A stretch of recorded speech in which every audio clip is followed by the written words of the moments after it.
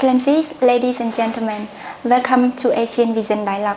Today we have a very important topic to discuss, which is about the Gaza crisis, international response and responsibility. And today we are pleased to speak with Dr. Joseph Matthew. He is a senior professor at Balti International University of Cambodia to talk about this ongoing Israel-Hamas war and also the growing concern of the crisis in the Gaza. And without further delay, please join me in welcoming Dr. Joseph to our program. Greetings, Dr. Joseph. Thank you very much once again for being part of this important discussion. And I thank you for inviting me again. Yes, thank you very much, Doctor. So, due to the current situation in Gaza, we have learned that the Israel and Hamas war is deeply concerning. So it is a very important discussion for us today to look at the nature of the conflict, even some background of this conflict. So first of all, could you briefly highlight the background of the Israel-Palestine conflict? Yes, thank you. Thank you very much.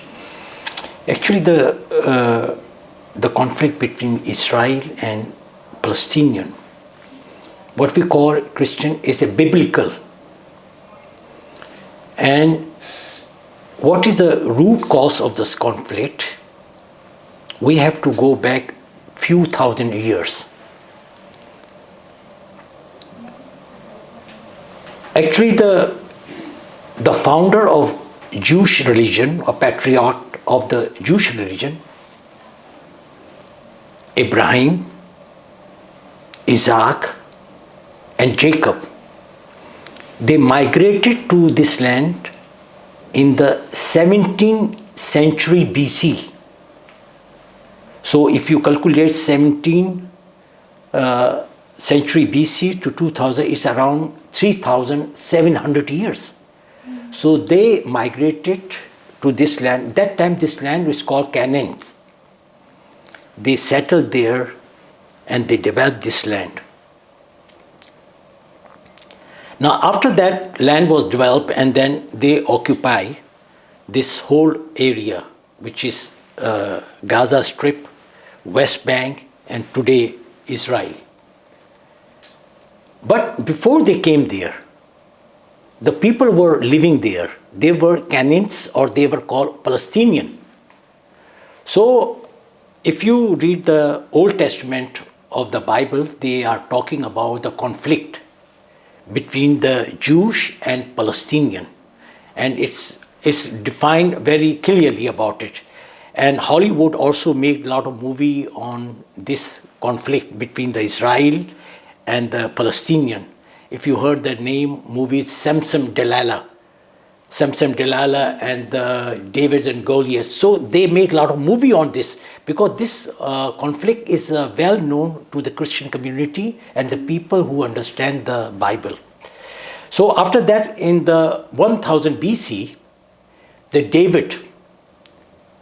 King David, he united the whole Palestinian under it, and then he ruled on that whole area. After his death of David, his son Solomon, when he came into the power in 300 BC, 931 BC, then he ruled that after his son's death, Solomon, the whole Israel was divided into two parts, a state of Israel and Judea. Now after that, many times in the history tell us that these Israeli people driven out from this land. And many times they driven out by the Iraqi or Iranian. They went out and then they returned back. So according to the history, if you say the latest history, last time they were driven out from Israel was 70 AD. It means around 1,700 years ago by Roman. By the Roman, they drive them out from the Israel. And after that, they went to the Europe and Central Asia and many other countries. After the First World War, when the Ottoman Empire was near to collapse, British was ruling in that area. All the Palestine was under the control of British rule. And then the British, they promised with the Jews that if they help them, if the Jews help to the British to finish the Ottoman Empire, they will let them live in this Israel or this Palestinian land. So after the Ottoman Empire was collapsed, then the Jews start coming back to the land, to their promised land. They are in the Palestine, and they start coming and they are buying the land and they occupying the land over there. But then they have a conflict with the Arab who were staying there, and then they have a fighting and then controlled fight this. And then Second World War came, and after the Second World War, in the Second World War, there were 6 million Jews were killed in the Europe by Hitler. That also drive a lot of Jews from Europe, Western Europe, to come and settle in the Israel, in the Palestinian land. Now, in 1947, United Nations, they decided to divide the land. 1947, they wanted to divide the land between Jewish state and Arab state. But actually, there was no compromise. The people, the Israel, Jewish and Arab, continued to fight. And they were fighting for the land. And then, in May 14, 1948, Israel declared the establishment of a state of Israel. On 15 May 1948, they declared the establishment of a state of Israel. Now, when they declare the state of Israel, all the Arab country around, they become very angry. And then they attack on Israel. That called 1948 Israel-Arab War. In this war, the lot of Jews and Arab was killed. And then after 1 year after the war, in 1949, the war, they agree on the ceasefire, they agree on it. And then after this agreement, the West Bank, which is Palestinian, divided into two parts, Gaza and West Bank. After that, after the war finished, the Gaza Strip was given to the Jordan. Jordan occupy. And the Gaza today, what you have a problem, were given to Egypt after 1948 war.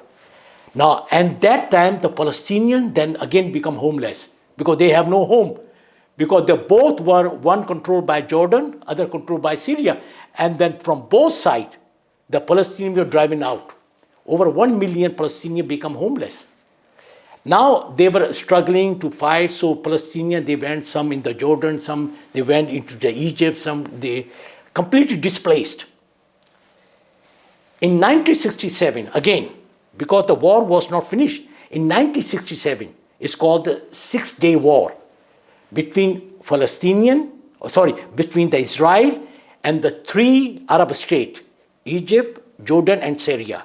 They fought again in 1967 war. In that 1960 war, Israel won that war. And he reoccupied again Gaza, West Bank, and also the Golan Heights of the Syria. He occupied completely, and after the ceasefire was declared, and Israel continued to occupy this land. Now, when Israel occupied the land, there was an uneasiness about the Arab and the Palestinian, and then they start guerrilla war against the Israel occupation. They were attacking on the Israel from Lebanon, from Egypt, from Jordan. Anyway, so this would continue until in 2005. 2005, Israeli authority decided to withdraw from Gaza. 2005, they decided to withdraw from Gaza and then hand over the Gaza complete to the Palestinian Authority. Now, Palestine, as I said earlier, divided in two parts, West Bank and Gaza. So Gaza was handed over to the Palestinian Authority, and there was a complete withdrawal of the Israeli forces from there. Now, when they give to in 2005, this become autonomous. Then there was one of the extreme section of the Sunni militant called Hamas. They emerge. They come out and they establish their authority in 2007 in the Gaza. And then they become so popular, they control the whole Gaza. And the agenda of Hamas is that to destroy the Israel. And they start fighting, they are attacking on Israel from the Gaza. And that will continue until you see in 2023. Then Hamas, on the 7th October, they attack on the Israel, and they invaded there illegally and then kill about maybe 1,200 people, and they kidnap around 240 hostages. So this is what the Hamas did on October 7th. Is one of the incidents they were been doing for the last 7, 8, or maybe around 15 years.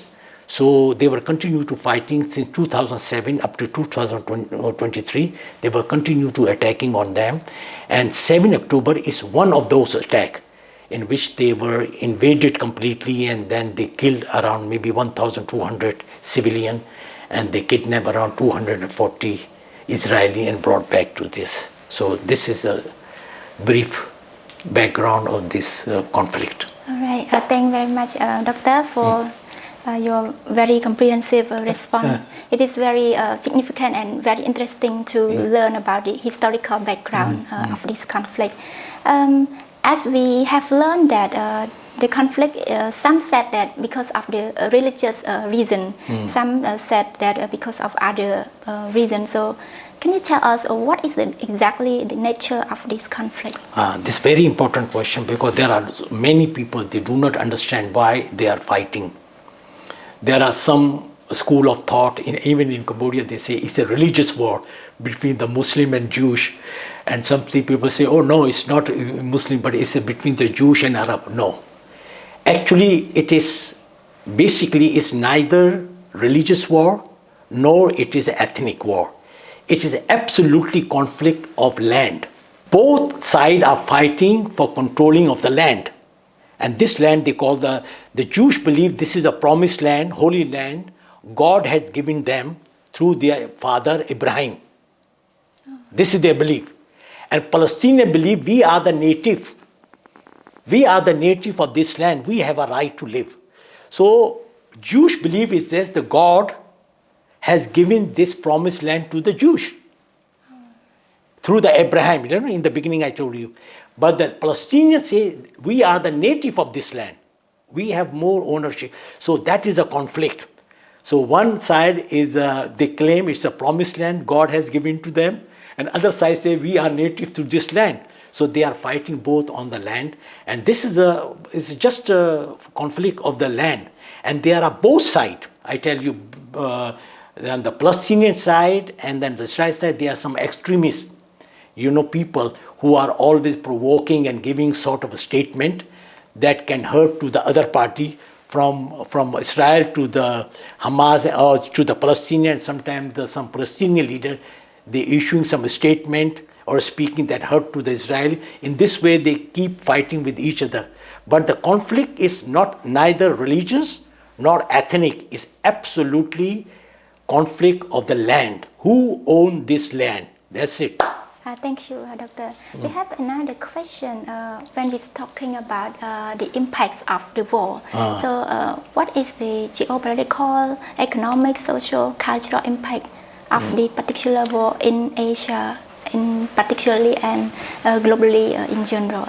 Yeah, this is a this is a core question. What is the impact? Actually, if you look at the impact, it's social and the social and political impacts, that there is a complete tension among the Muslim world and the non-Muslim world. There's complete tension. And what the people are seeing on the television, they start feeling angry on Israel, and they're feeling frustrated, and they are not, they don't understand why they are doing something like this. And the result, because of this conflict, economic situation in the Middle East is going down. Petrol prices is going high. We already have a Ukraine war, but this war has actually crippled the whole economy of the Middle East. Cambodia is also part of the Asia, and then it's also affecting economically, because if the oil prices will go high, then we have to pay for more oil, and other thing will go high. So economically is actually a disaster, and also it is also affecting the Middle East economy, and especially the Israel. They are spending around $230 million every day for the costing them on economically. So I think the economically, socially is a completely disaster. And there is something tension between the Muslim world and the non-Muslim world. It's between the Muslim world and the Europe, Muslim world and the America. There's complete tension. And sort of like that, we are worried about that whether this war will be finished or whether it will expand. Can be, some people say maybe this war will be extended, because some of the people, Hezbollah from the Lebanon, they are attacking on the Israel, and then probably Houthi and this all thing. Maybe some people say maybe if they will not control, if they not control this war at this point, maybe it will expand, and they involve many other countries, like for example Lebanon. Lebanon can be a part of this. Maybe the Jordan, and maybe the Iran. So they all will become part. Then it will be extended war. Then, and it will be very difficult to control. So we are, all the people, intellectual, they worry about it. They should be ceasefire, immediate ceasefire, and stop this war at this point. And come to the table, negotiate, and settle down with the negotiation, not with the war. Yeah. Right. Oh, well, Doctor, when we talk about the impacts about the responsibility of the international institution, especially the United Nations, that has been actively involved in this Gaza crisis. Correct. So, from your perspective, who can solve this conflict? Whether many other actors that can involve in this? Yeah, actually involving and bringing the peace. Yeah, that's a very good question. America have such a great influence on Israel. From the United Nations was the first country who recognized Israel as a state. The Israel, they declare Israeli state or establishment of state of Israel on 14 May 1948. At the same day, United States was the first country who recognized state of Israel. So United Nations from the very beginning is a very close allies of the Israel, and they're working very closely, and they have an influence also. But actually if you look from the 1948 up to now, around 75 years, America was badly failed to bring the peace in the Middle East. Badly. His all policy is completely failed. They were not able. Now you look at the present crisis, America is providing the weapon, billion-dollar weapon to the Israel, on the one hand. On the other hand, he's talking to the international community to provide the aid to Gaza.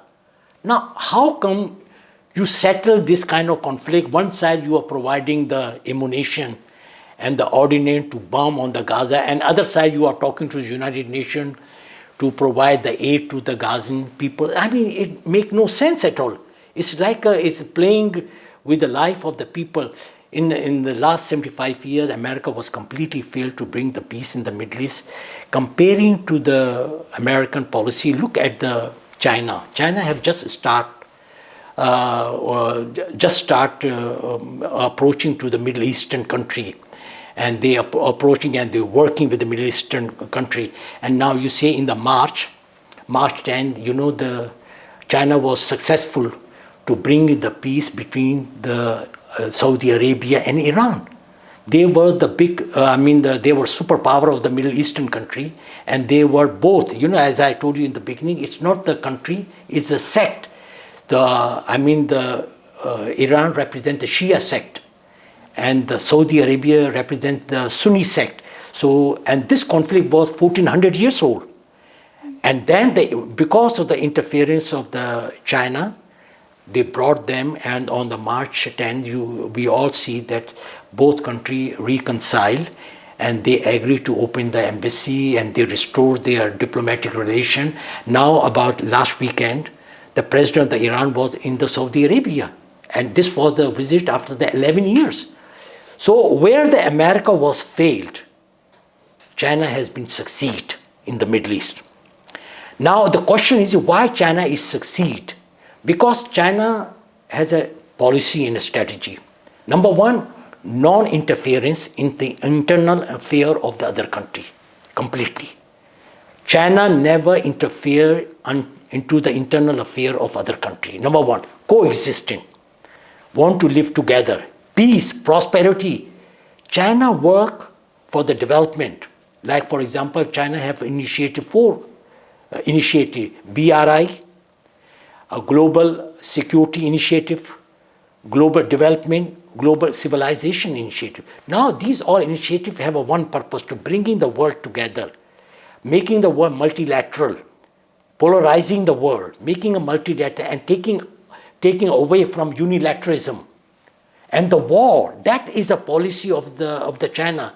China want to bring the world multilateral and polarization, and taking away from the unilateralism. And unilateralism is something that can destroy the other country interests, economical, security. So that's why the China want to work very closely Middle East. Now after this war has started, and the Middle East is have a very open mind, and now they're looking up to the China. All the Muslim world at the present, they're looking up to China, that China should step in and reconcile or work as a mediators between the Palestinian and Israel and bring end to this conflict. I think China has intention. China has a very strong will, have a capacity, have resources that they can assert on this country and can bring the peace in the Middle East. And I think if China will be allowed, America will not accept this thing, but it is up to the Arab country. They should ask China to involve in this conflict. I believe if the China will step into the conflict, China has a capacity to finish this conflict with no time.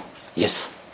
All right, thank you, Doctor. So from your perspective, you think China will play an important role in bringing about peace in the region? Yeah, exactly. China has intention. China has a very strong will and sincere will to bring the peace. China never expand the war. China does not want war. China does not want conflict. China want to subside. China want economic development, connectivity, infrastructure development. China never support the war in anywhere in the world. China is a peace-loving country, and then what is China is exporting? China is exporting his peace, initiative, development, economic prosperity to other countries. So look at the time China, what the China has done for Cambodia. What the China has done for the Vietnam, what the China has done for the Thailand. So we have to look around and we see the role of the China. If the China will step into the Middle Eastern politics, I think there is no time that China will be able to solve this problem very successfully. All right. Yes. So we come to the last question of our dialogue. We would like to know your perspective on the future aspect of the current situation in the Gaza. Whether what do you think about the duration of the conflict will be shorter or longer based on your perspective? This is a very good question, and I hope that this war should not extend. This is make the worry to the people. If the war not expanded, but it will be the bloody war. after the post-war, if the people were talking, what will be happening after this war will finish? When this war will be over, the impact of this war will be stay for a long time. It's not diminish overnight. It will stay because there are a lot of people have been killed, and there is a completely destruction of the Gaza. So I mean, if you look at it, then people, all the world community, they have to work together, and the solution of this problem is only one. What are you talking about? If they want a permanent peace or sustainable peace in the Middle East, there is only one solution, and that's a two-state solution. Two-state solution, one for Israel, one for the Palestinian independence. So I think what I believe the United Nations and all the world should work together in the leadership of China to work on the two-state solution. State of Israel and state of the Palestinian, side by side, living together independently and then prosper. And the China have this capacity, can work together with the both country and the both side, and then can develop. And China can play a very constructive role, not only rebuilding the Gaza, but also bringing together the whole Middle Eastern community, more Arab world, and united Arab world for the one agenda on the one line, a line for the peace and the prosperity. This is the message of the China. He wants to bring all the Arab world to come on the one agenda, peace and the prosperity in the region. All right, thank you, Doctor. I'm interested a little bit in asking you another question with regard to this conflict compared to the Ukraine war. So, can you describe a little bit the difference between these two? Which one that the international community should prioritize first in these circumstances? Ukraine war is actually it is a European war, people say, but actually it's not. It is a Ukraine war, Ukraine against Europe. Russia against Europe. This Ukraine war is not between the Ukraine and Russia, but it is Russia against Europe. So they have a 33 NATO country. They are against the Russia, and the all bloc is fighting against the Russia. So nature of the war, Ukraine-Russian war, and war is different. Even though they look like both fighting for the land, both are but actually the strategy is different. Russia is fighting against Europe. Russia is fighting against the NATO 33 country, whereas the Palestinian, the Israel is fighting against Hamas, terrorist organization. So this is the conflict. Even though both are fighting for the land, but the way is different, is that because Russia is fighting against whole Europe, whole NATO, and here Israel is fighting against the Hamas. So that is a different. But both are. The conflict is the land. Exactly. Yeah. This is the commonality. And then both the international community, they have to step in. Like I told you, the China 12 point for the peace in the Ukraine. If they will follow, and if they implement those points, you can bring the peace in the Ukraine also. And if they allow China to work with the Middle Eastern country, if they step in, if the China step in the conflict of Israel and the Palestinian, I think the China have capacity, China has a will, they can resolve this problem with no time. Okay, yes, thanks very much, Doctor. So I think we have come to the end of our dialogue today. Sure. Thanks once again, Doctor. Thank you for inviting me again. Yes. Thank you very much. Excellencies, ladies and gentlemen, the Asian Vision Dialogue has now come to an end. Thank you for tuning in. Have a great day.